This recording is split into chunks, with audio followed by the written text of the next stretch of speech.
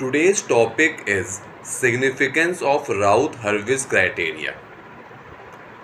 देखो, मान लो आपको एक ये कैरेक्टरिस्टिक इक्वेशन दिया गया है, ठीक है, और आपको कह रहा है कि ये जिस भी सिस्टम का कैरेक्टरिस्टिक इक्वेशन है वो स्टेबल है कि नहीं ये बताओ।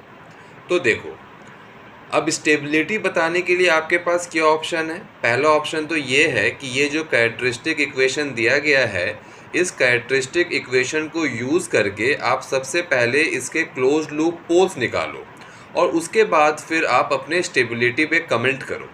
लेकिन इस कैरेक्टरिस्टिक इक्वेशन का अगर आप क्लोज लूप पोल्स निकालने जाओगे तो आपको घंटे लग जाएंगे, ठीक है। तो अब दूसरा ऑप्शन क्या है, कोई अगर आपको ये बोल दे कि यार मेरा क्लोज लूप पोल का एग्जैक्ट लोकेशन क्या है, ये हमें कोई मतलब नहीं है, ठीक है। हमें तो बस आप ये बता दो कि ये जिस भी सिस्टम का कैरेक्टरिस्टिक इक्वेशन है वो स्टेबल है कि नहीं, एग्जैक्ट लोकेशन ऑफ रूट से हमें कोई मतलब नहीं है। तो इस चीज़ के लिए हम लोग के पास एक बहुत इम्पॉर्टेंट टूल अवेलेबल है जिसको हम लोग राउथ-हर्विट्ज़ क्राइटेरिया कहते हैं।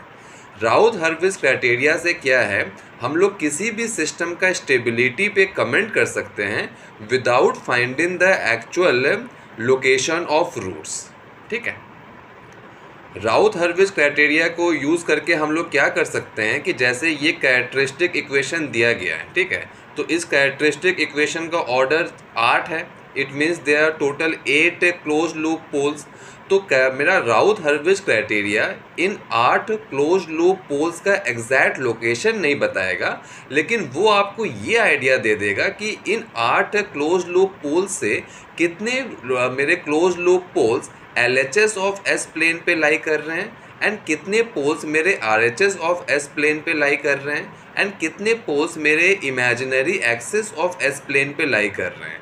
और अगर आपके पास ये इन्फॉर्मेशन मिल गया, that is distribution of poles around S plane, तो आप इजली अपने स्टेबिलिटी पे कमेंट कर सकते हैं। तो देखो, अब अगर हम लोग राउथ-हर्विट्ज़ क्राइटेरिया के डेफिनेशन का बात करें तो राउथ-हर्विट्ज़ criteria helps in determining stability of system without finding roots of characteristic equation। और ये कैसे कर रहा है ये अभी हम लोगों ने देखा है।